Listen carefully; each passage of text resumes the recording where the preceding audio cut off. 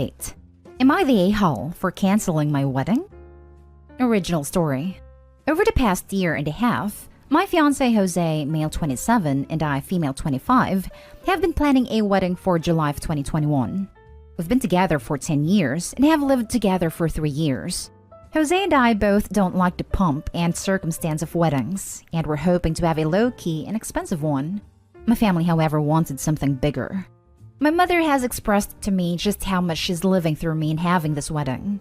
I have expressed to her plenty that social situations trigger my anxiety. She doesn't care. Jose and I gave in last year and agreed to marry in a church and have the big reception she wanted. Jose made sure if we were going to do this, my parents would pay for both the venue and the church fee. They agreed. Planning was stressful, and it caused a lot of tension between Jose and I. It turns out the stress wasn't coming from the planning itself. It was the wedding as a whole. With my therapist's help, we identified that being a bride embodied many things my mother berated me for growing up and acted as triggers for my CPTSD. I came forward with my reservations to my mother. Her response was to gaslight me about my therapist's diagnosis and insist on the wedding happening the way we planned it. She joked that I could take some CBD or have a drink to stay calm during the wedding. She has also begun drinking to avoid confronting her feelings and regards it as the only thing she has that's hers. She does not take it seriously, and my father won't help. I found out that the private conversations I have had with my father about her drinking were shared with her. It got bad enough that at my bridal shower, she had 18 beers and berated my sister-in-law for calling her out on drunkenly crap-talking my brother to family. Mind you, Jose's side of the family does not drink, as they've lost their grandfather to alcoholism. I feel horrible they were put in the position to having to watch her. When trying to make amends between my sister-in-law and her, she decided to take me on a car ride in which she screamed at, gaslit, and berated me for accusing her of being an alcoholic. She apologized for this half-heartedly, expecting me to forgive her and move on. As a result, I've gone no contact with her. Jose and I made calls and canceled the big wedding altogether and are instead going to quietly get married at the courthouse this Saturday with a small group present. Half of the deposit from the venue is non-refundable, but we decided to take a small personal loan to make sure we don't owe my parents anything at the end of this. His side of family is completely on board, while mine is sending emails and pleading with me to be a better person and make up with her. I know I've made a lot of missteps in this. I should have set my boundaries much earlier in this mess and stayed firm in not having the wedding. I wanted to hear from an unbiased party whether I am being unreasonable. Am I the a-hole? Now for the top comments before reading the update. Your family are the a-holes here. They forgot that the wedding is about the bride and groom and not everyone there. In extreme case, it may also extend to being about the kids if they're really young and really important to the relationship, but probably not applicable here. Anyways, the moment you had reservations, your mom should have dropped everything to figure out a way to accommodate your concerns. When she fled from her duty to do that, she lost her right to complain about any of this. Enjoy your courthouse wedding, Opie. Sorry for all the strife. My mother had straight up told me that the wedding wasn't supposed to be for us. It's a celebration for the family. One of the emails I'd received from my aunts was, verbatim, "You know, the wedding is a chance for us to celebrate you. Please don't go off and elope and deprive us of that privilege." Yes, a wedding is a chance for the family to celebrate the union of a couple. However, it should never be the expense of what the couple wants. If the couple getting married wants a low-key, no-pump shindig, that is their right. You can't change the past. So don't beat yourself up about boundaries now. You've put them in place and learned a lesson. Just make sure you keep them in place should you decide to go down the path of kids. Not an a-hole. Why is it the person wronged has to be the bigger person? Just do what's best for you and your partner. That expectation is because the one wronged is the only one who might be willing to be the bigger person. It's a lot harder to get the offender to mend their ways. Bad expectation though. Edit. I'm floored, honestly, at how much traction this has gotten in the past few hours. I can't begin to thank you all enough for your words of kindness and guidance in this very strange time. When I made this post, I think I had expected to get more of a mixed response. But reading all of the Not Day Halts come in has admittedly thrown me for a loop. I've since subbed to many of the subreddits recommended to me by other survivors of narcissistic parents, and cannot thank you enough for y'all taking time out of your day to reach out. Jose and I will be remaining no contact with my mother and family going forward, and can't wait until the smaller, more intimate wedding this Saturday. For some needed context that's popped up in the comments a few times, the car ride I went on with my mother was not while she was drunk. And trying to meet the character limit on the post, I neglected to mention this was on a separate day from the shower. I apologize if that's misled anyone. And now for the update. Yesterday, I married the love of my life and partner of 10 years in a quiet little backyard ceremony. 15 people were there, friends, family, and Jose's immediate family. The ceremony took all of 15 minutes thanks to our amazing justice of the peace. And the celebration was fun. Casual conversation over a simple sandwich lunch. We got to catch up with friends we haven't seen since the pandemic started, as well as make fun memories with the people willing to understand and love us without judgment. My mother, in response to finding out I've gone no contact with the family and planned a private wedding without her, sent one of my aunts screaming at me the day before the wedding over email. Catholic guilt, gaslighting, the whole shebang. I went all in on telling my family exactly what I felt and dealt with in regards to my mother and them. They had the audacity to invent a story that Jose is nothing but a controlling abuser that deleted her first email. He's trying to steal me away from them and convince me it was the truth. They want me to forgive my mom and be the bigger person, even after detailing the extent of her behavior to them. I tore my aunts a new one over email, citing them all, my grandmother included, as cowards for not coming to me to tell me the alleged truth about Jose before, offering pomp, circumstance, and praise for getting married to him.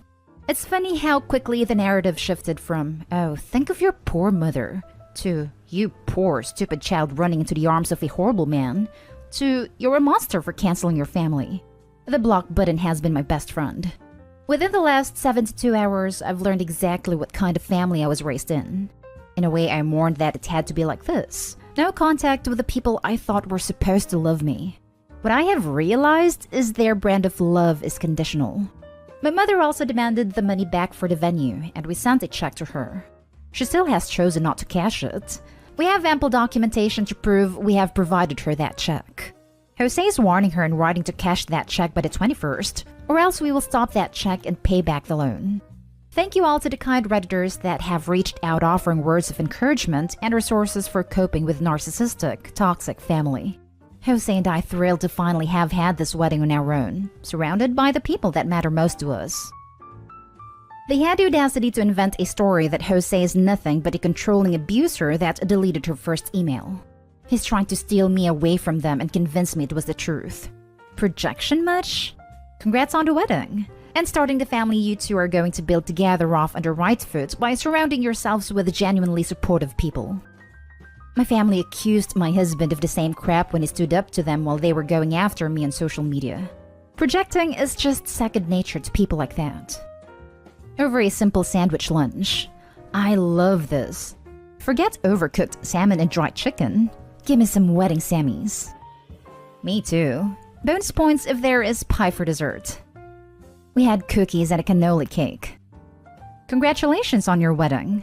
I'm glad you two could have your day the way you wanted to.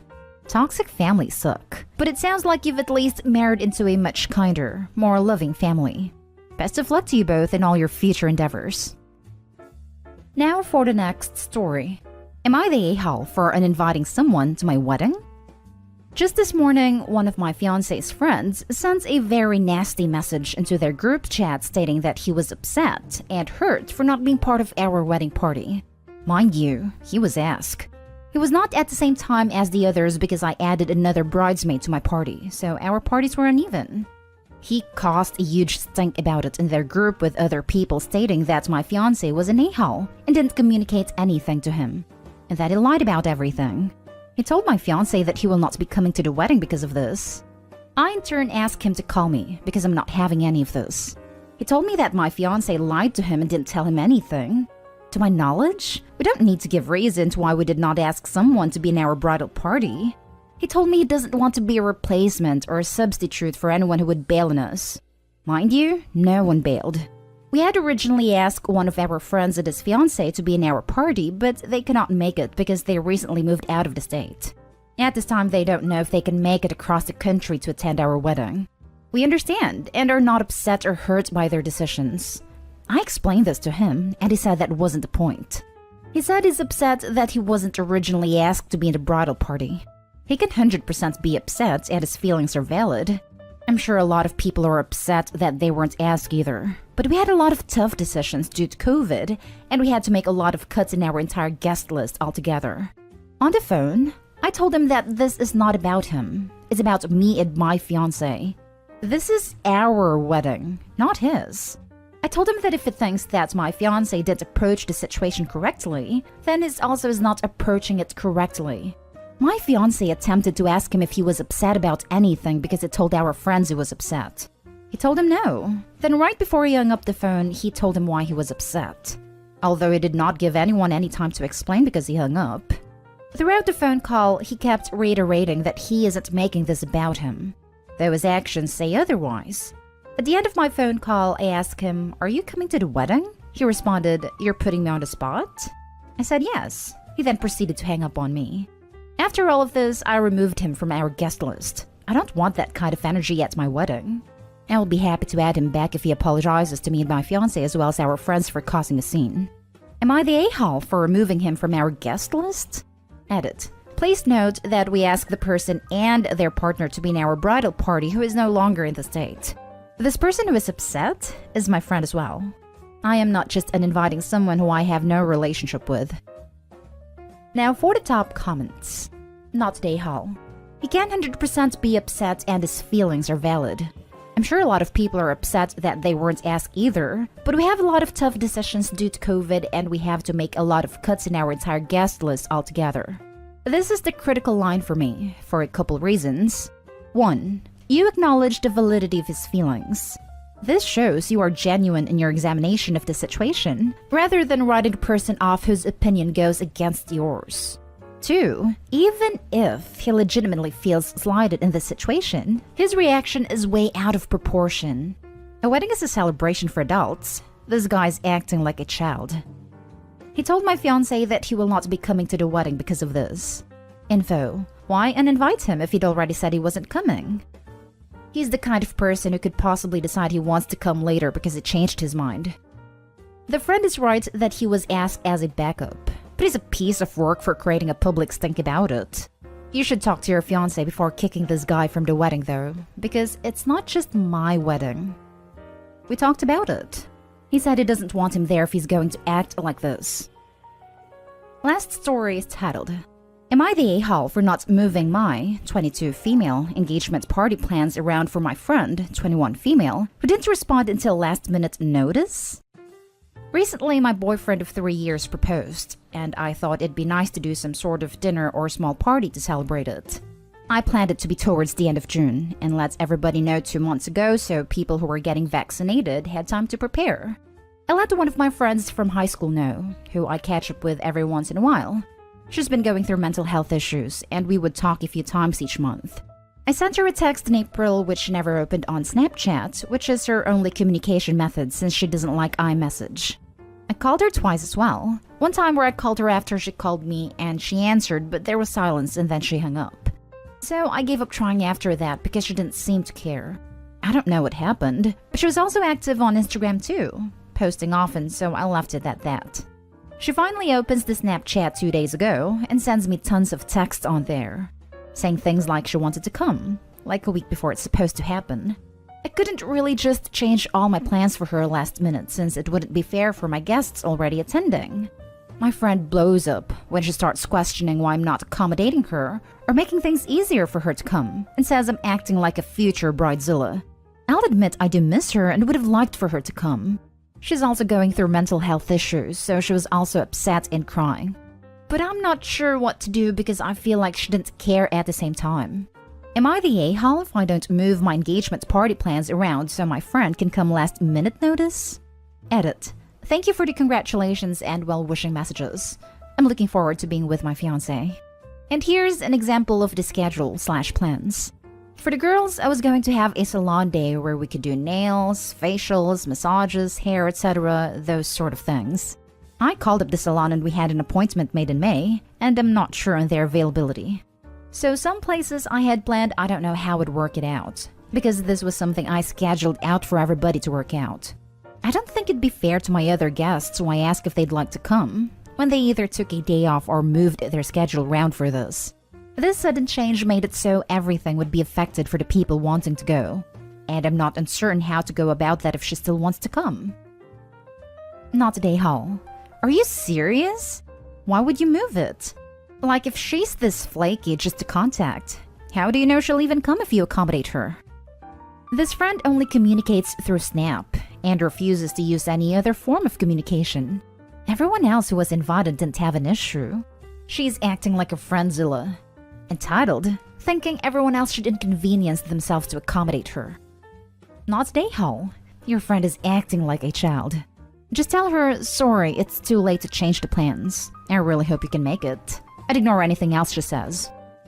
Not today, Hall. She was completely inconsiderate. She could have texted if she didn't want to speak, but at the same time experiencing mental health issues, so maybe cut her some slack. Tell her that your arrangements/plans are all set at this point, but you would love to see her and are happy to add a seat for her at dinner if she can make it. People put events on their calendars and schedule other things around them. It is ridiculous for her to expect you to move the date and inconvenience every invited guest to make it convenient for one guest.